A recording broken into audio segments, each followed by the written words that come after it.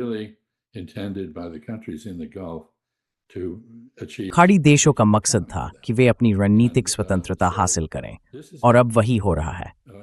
लेकिन ये सब कुछ शायद उस तयशुदा तनाव नियंत्रण अवधि के खत्म होने से धुंधला और धीमा पड़ गया है, जिसे युद्ध विराम कहा गया था।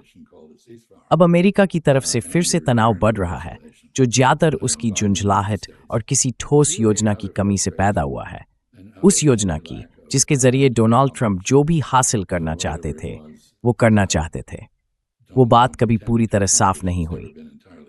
और आखिर में मैं यही कहूंगा कि मुझे अब भी लगता है ईरान के खिलाफ जो आक्रामक कदम उठाए हैं वो इतने पर्याप्त हैं कि ईरानियों को यकीन हो गया होगा कि उन्हें परमाणु प्रतिरोधक क्षमता की जरूरत है, और मुमकिन है कि अब उनके पास वो हो भी।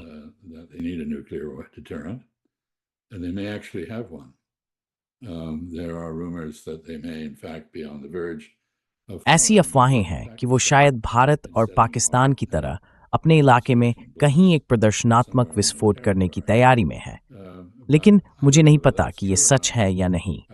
मुझे लगता है कई मायनों में ईरान के लिए इस शुरुआती दौर में इजराइल की तरह रहना ज़्यादा फायदेमंद है। यानी सबको अंदाज़ा लगाने दो कि उनके पास क्या है और वो कितना ताकतवर हो सकता है।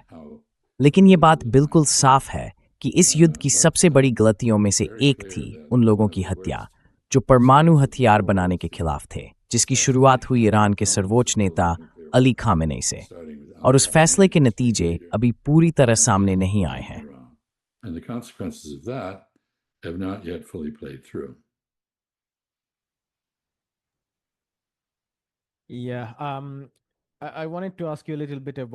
हाँ, मैं आपसे थोड़ा इजराइल के बारे में पूछना चाहता था। इजरायली रक्षा प्रमुख ने कहा है, मैं उनके शब्दों को थोड़ा सरल कर रहा हूँ, कि इजराइल को अपने क्षेत्रीय लक्ष्यों को हासिल करने के लिए 6 या 7 IDF जैसी सेनाओं की जरूरत होगी। यानी इशारा यह है कि देश की सैन्य क्षमता जरूरत से ज्यादा फैल चुकी है। कुछ लोगों का मानना है कि शायद अब इजराइल को फिर से बिन गुरियन जैसी नीति अपनानी चाहिए, यानी कब्जे की सीमाओं को वेस्ट बैंक और गाजा तक सीमित रखना चाहिए। और ये सब उस समय हो रहा है जब इजराइल अपनी बस्तियों का विस्तार कर रहा है। नई रिपोर्ट के मुताबिक 1-2 दिन पहले ही 5 नई बस्तियों को मंजूरी दी गई है। शरणार्थी शिविरों पर लगातार हमले जारी हैं। अलेन शरणार्थी शिविर पर हाल ही में हुई कार्रवाई इसकी ताज़ा मिसाल है। refugee camp being the most recent in the news, and of course is trying to और जाहिर है वो लेबनान में रणनीतिक जगहों पर कब्जा करने की कोशिश कर रहा है। आपने टायर का जिक्र किया, लेकिन पश्चिमी सेक्टर में अल मंसूरी, नबातिया और दूसरी जगहें भी अब निशाने पर हैं। तो आपका आकलन क्या है? इस हालात में जब इजराइल पहले से ही बहुत फैला हुआ है और संसाधनों की भारी कमी झेल रहा है, ये सब आखिर कैसे खत्म होगा?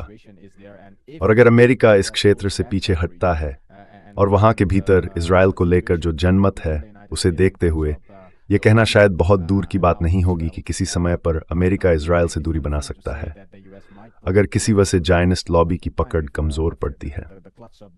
तो ऐसे में इजराइल के लिए अंत कहां दिखता है? What is the end point for Israel here? Very uncertain. I think बहुत अनिश्चित स्थिति है।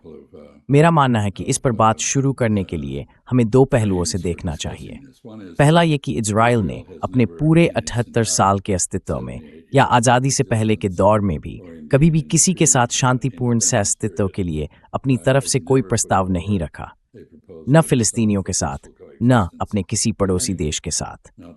उसका पूरा रुख हमेशा सैन्य रहा है। असल में इजराइल एक ऐसी विदेश नीति अपनाता है जिसमें कूटनीति की कोई जगह नहीं है। सब कुछ सैन्य दृष्टिकोण से तय होता है। और जैसा कि मैंने कहा, इजराइल को अब तक काफी हद तक दंड मुक्ति मिली हुई है। संयुक्त राष्ट्र में अमेरिका ने उसे उसके अनुचित व्यवहार और मानवता के खिलाफ अपराधों के राजनीतिक नतीजों से बचाए रखा है।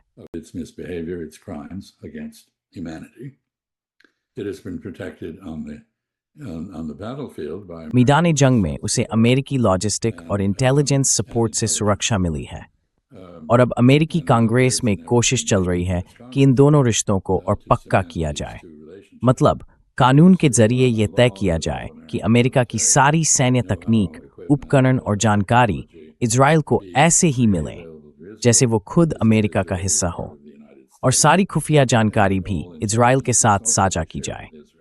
किसी भी अमेरिकी राष्ट्रवादी के लिए ये बात बेहद आपत्तिजनक है और इसके खिलाफ प्रतिक्रिया अब तेजी से बढ़ रही है। लेकिन इजराइल में कैबिनेट के अंदर एक बहुत ताकतवर धड़ा है जो इस हकीकत को मानने को तैयार नहीं कि अब इजराइल दूसरों पर बमबारी और हमले नहीं कर सकता बिना खुद उसी का निशाना बने।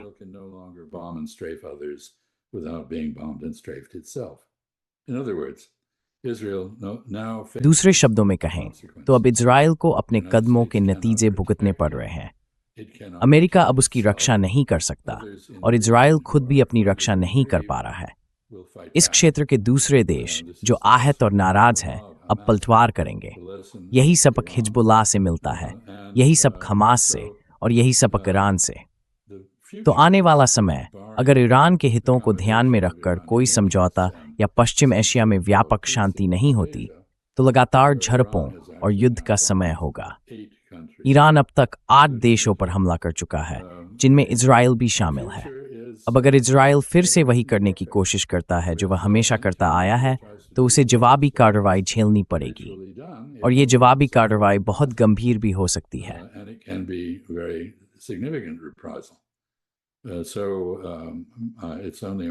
तो अब बस वक्त की बात है कि लेबनान में इजराइल की कार्रवाइयों का जवाब ईरान उत्तरी इजराइल पर बेहद तीव्र बमबारी से देगा, जैसा उसने पहले कहा था। कुछ हमले हुए हैं लेकिन ईरान के पास इससे कहीं ज्यादा करने की क्षमता है और शायद वो करेगा भी। तो इजराइल में सुरक्षा नाम की कोई चीज नहीं है। और याद रखिए, इजराइल की स्थापना द्वितीय विश्व युद्ध के बाद यूरोपीय यहूदियों के लिए एक सुरक्षित ठिकाना देने के मकसद से की गई थी। लेकिन इजराइल बनने के बाद अरब देशों में रहने वाले यहूदी यानी अरब यहूदी वहां रह नहीं पाए और उन्हें इजराइल लाया गया।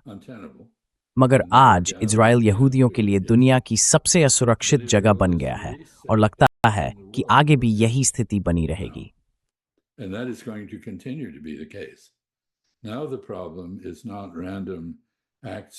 अब समस्या कुछ नाराज व्यक्तियों द्वारा किए गए बेतरतीब आतंकवादी हमलों की नहीं है। अब समस्या है आंदोलनों की, गैर राज्य आंदोलनों की जो पड़ोसी देशों में है, जैसे हिजबुल्लाह, हमास, ईरान, अंसार अल्लाह और दूसरे। और अब सवाल यह है कि क्या इजराइल अपने अरब पड़ोसियों, अरब देशों के साथ अपने रिश्ते सामान्य कर सकता है जबकि इन मुद्दों को नजरअंदाज किया जा रहा है, यानी इजराइल की आक्रामकता और नरसंहार। वैसे आपने नरसंहार को अतीत में बताया, लेकिन वो अतीत की बात नहीं है, वो आज भी जारी है, बस अब उतना दिखाई नहीं देता, लेकिन उतना ही भयावह है।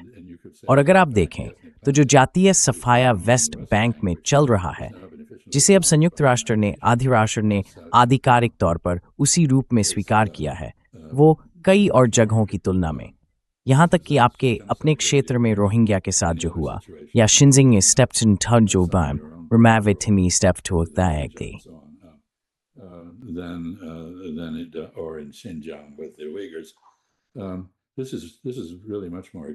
देखिए, ये बात उन तमाम भयानक घटनाओं से भी कहीं ज्यादा चरम है जिनका मैं बिल्कुल समर्थन नहीं करता, लेकिन वे मौजूद हैं।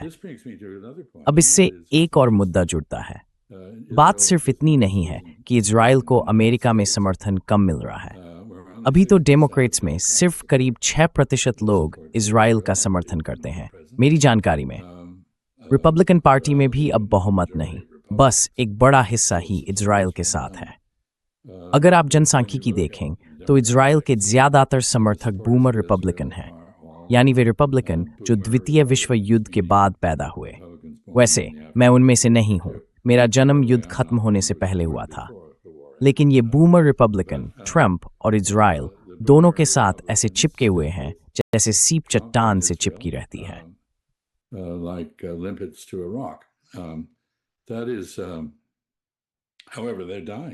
वो तो हाँ, लेकिन वो मर रहे हैं।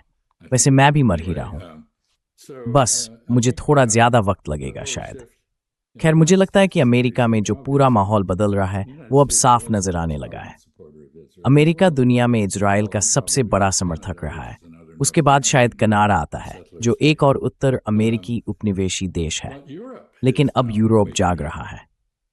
हम देख रहे हैं कि स्पेन में पेड्रो सांचेज जैसे साहसी नेता खुलकर बुराई के साथ किसी भी तरह के सहयोग के खिलाफ बोल रहे हैं, और वही तो इजराइल कर रहा है। इटली में जॉर्जिया मेलोनी भी शायद इसी दिशा में बढ़ रही है। फ्रांस, जहां एक बहुत प्रभावशाली जायनिस्ट लॉबी है, अब इस मुद्दे पर कुछ ज्यादा दुविधा में दिख रहा है।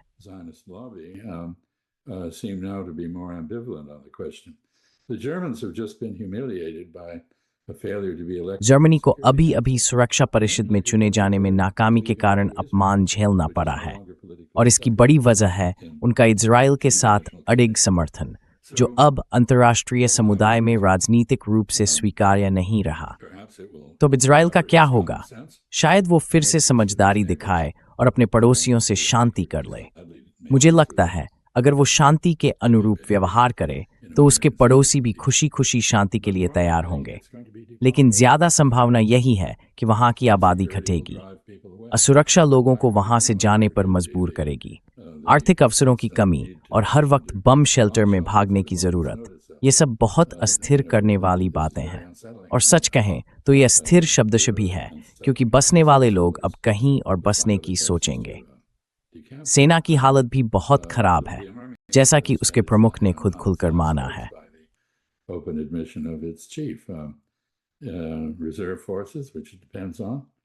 रिजर्व फोर्सेज, जिन पर वो निर्भर करता है, उस सेना का हिस्सा है जिसे छोटे और तेज जीत वाले युद्धों के लिए बनाया गया था, और इस्राएल ने अब तक उसे बहुत प्रभावी तरीके से अंजाम दिया है।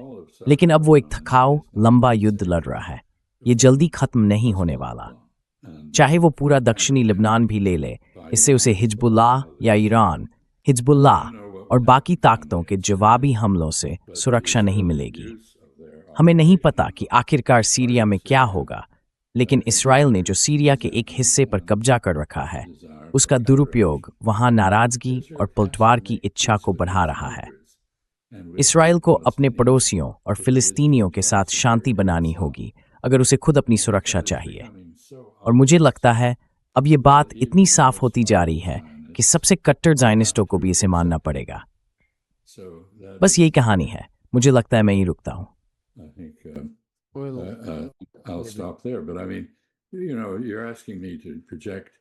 मेरा मतलब है, देखिए, आप मुझसे भविष्य का अनुमान लगाने को कह रहे हैं। मैं तो यही कहूँगा कि ऐसा मामला है जहाँ भविष्य शायद इतिहास से मेल खा सकता है।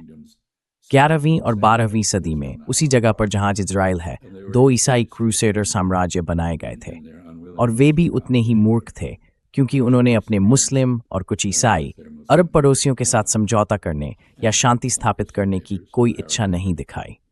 कुछ समय बाद उनका बाहरी समर्थन खत्म हो गया और वे खुद भी मिट गए। तो ये जो जायनिस्ट प्रयोग है, यानी एक यहूदी मातृभूमि बनाने की कोशिश उस क्षेत्र में जहां 2000 साल से या कम से कम 1500 साल से ईसाई और अरब आबादी रही है, इसका नतीजा बहुत अनिश्चित है।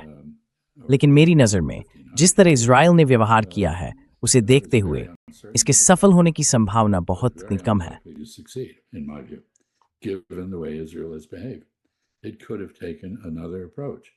वो एक अलग रास्ता भी चुन सकता था, और अगर ऐसा करता तो शायद इस क्षेत्र में घुल मिल जाता। उसे ये दिखावा करना पसंद है कि वो यूरोप का हिस्सा है, लेकिन यूरोपीय देश अब उसे वैसे मानने के लिए तैयार नहीं है। तो मुझे लगता है इजराइल ने खुद को अलग थलग कर लिया है। वो एक तरह से अंतर्राष्ट्रीय स्तर पर बहिष्कृत हो गया है। हाँ, वही डरावना शब्द फिर से। और इसलिए उस देश का भविष्य बहुत उज्जवल नहीं दिखता। कोई इस पर दुखी भी हो सकता है। सच में ये सब बिल्कुल बेवजह है। ये उन लोगों का मामला है जो इतने गहरे आहत में हैं कि उन्होंने पूरे देश की नींव एक मानसिक विकार पर रख दी है कि पूरी दुनिया हमें मारना चाहती है, इसलिए हमें पहले उन्हें मार देना चाहिए, इससे पहले कि वो हमें मारें। यही सोच है, पूरी तरह से विक्षिप्त और पूरी तरह से आत्मघाती।